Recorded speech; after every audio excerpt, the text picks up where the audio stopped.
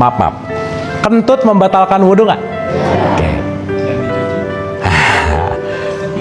Ketika habis orang wudhu terus kentut, tempat ngeluarin kentut waktu wudhu dibasuh nggak? Kenapa? Oh benar sih jawabannya. Kenapa? Ribet amat ya, benar ya.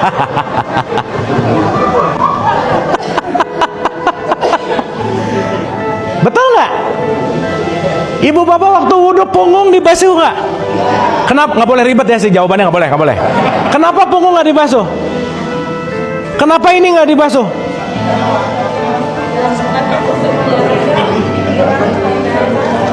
Karena kata kunci yang lagi dicek di wudhu, ini itemnya cuma 7 bu, pak. Pendengaran, penglihatan, hati, akal, pikiran, lidah, tangan, kaki, kulit.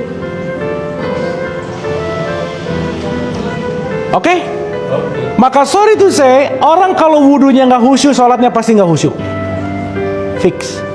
Maka khusyuknya sholat berawal dari wudhu tuh sekarang cek udah aja. Yang nggak tahu esensinya buat apa gitu. Padahal wudhu, bu, pak. Nanti kita bahas pelan-pelan. Itu super duper esensial banget. Makanya saya tanya, kalau nggak ada air, pakai apa? Iya pakai apa? Lebu dikemukain, bersih nggak mukanya? Berarti kan bukan itu poinnya. Betul nggak?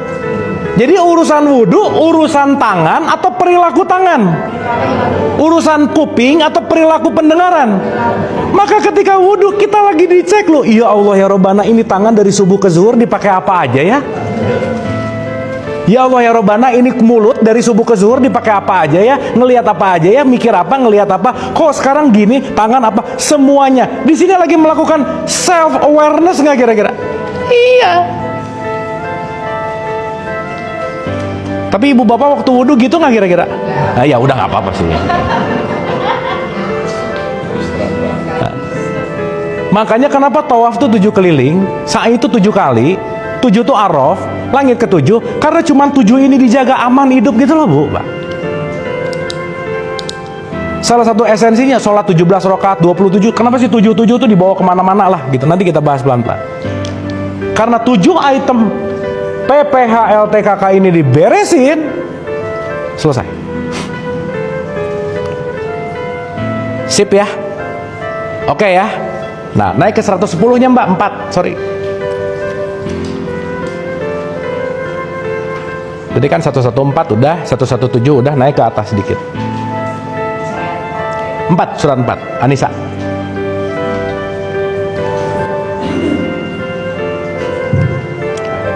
Dan barang siapa berbuat kejahatan dan menganiaya dirinya. Nah ini yang maksud saya tadi, bicara tentang good news nih. Setelah ngerti ini semua, mau kamu jahat kek, mau menganiaya kek, mau apapun kek, terserah. Lanjut.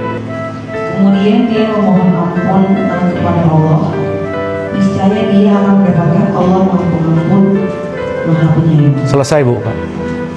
Kalau kita minta ampun, tidak ada yang diampuni, itu nggak mungkin. Reformat. Cuman urusannya, kalau ini kejadiannya setelah terlambat gitu maksudnya. Makanya diingat, diulang. Makanya sehari 5 kali. Kira-kira sehari 5 kali meregulasi kesadaran nggak sebetulnya? Harus. Ini jawabannya udah cerdas-cerdas ibu bapak ya, bagus.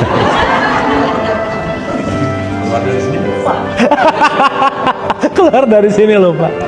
Dapat ya? Jadi make sense nggak? Kalau mau sholat saya wudhu dulu, make sense nggak? Banget bu pak. Ibu bapak kalau mindful waktu wudhu, sholatnya dapat banget pasti. Dan nanti kita ngerti begitu takbir, udahlah bu pak. Kalau kita ngerti ini semua dalam konteks kesadaran, nggak akan ada orang yang malas sholat sebenarnya. Kenapa? Karena I need it. Bukan saya wajib yang harus, bukan. Kenapa? Ya Allah, saya tuh perlu untuk ngecek diri, wudhu gitu loh. Keren nggak sistem tradisi Islam ini? Keren banget. Cuman dipakainya nggak proper gitu. Kenapa? Karena hanya ada di wilayah ritualnya, nggak masuk ke wilayah kesadaran gitu. Sip ya, ibu bapak ya.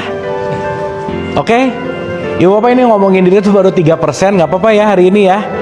At least setelah ini ibu bapak wudhu, at least ibu bapak lebih mindful aja. At least ibu bapak let's say bete, aduh kalau semua yang terjadi dalam perasaan itu pasti impact dari semua ini. Jadi checkpoint kita tuh sehari 5 kali. Oh jangan-jangan tadi nggak kebanyakan dengar gosip kali ya misalnya. Kebanyakan ngelihat WAG yang nggak penting kali ya, kebanyakan ngomong yang nggak penting kali ya. Udah ngecek gitu. Itu wudhu. Lagi ngeberesin apa? Software dan hardware kita. Supaya apa? Ibu bapak saya mau nanya, fungsi wudhu buat apa? Surat 5 ayat 6, silakan.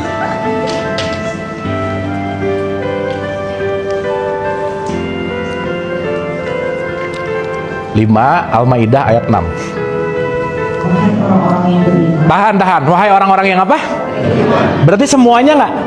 Nggak. Siapa yang beriman? Kemarin kita bahas siapa yang beriman? Punya pengetahuan dan kesadaran.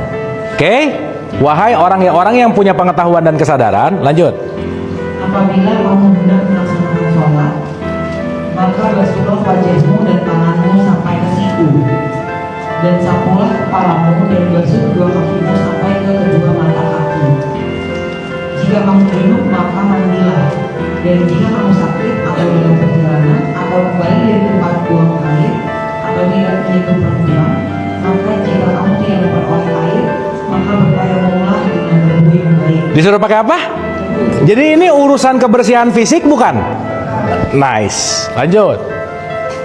Usaplah wajahmu dan tanganmu dengan berwudu. Allah tidak ingin menyulitkan kamu. Terus? Tetapi Dia hendak membersihkan kamu dan menyempurnakan nikmat-Nya bagimu agar kamu bersyukur. Agar kamu apa? Jadi fungsi wudhu supaya untuk apa? Situ ujungnya. Loh ibu bapak sekarang banyak orang yang lupa loh ngedengar itu nikmat banget, nggak mensyukuri gitu loh bu, pak. Melihat itu nikmat banget, nggak mensyukuri. Jadi waktu wudhu begitu kita full syukur, aduh gimana ya rasanya? Susah menceritakan rasa ketika kita wudhunya mindful. Ya Allah, di situnya aja ibu bapak udah 50% khusyuk. Jadi fungsi wudhu buat apa? Oh nggak jawab gitu barusan ah. Oh baru tahu. Tapi ayat ini kebaca nggak waktu khataman? Baca. Nah, sip ya. Makanya sedikit dari kamu yang bersyukur. Berarti banyak yang wudhunya ngaco nggak bu, pak? Iya.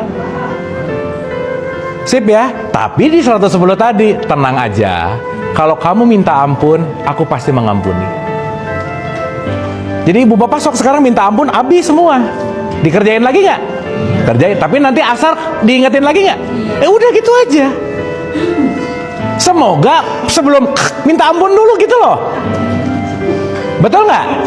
Sekarang saya tanya, orang yang punya kebiasaan minta ampun, dia akan punya respon minta ampun terus nggak kira-kira? Itulah membangun habits namanya.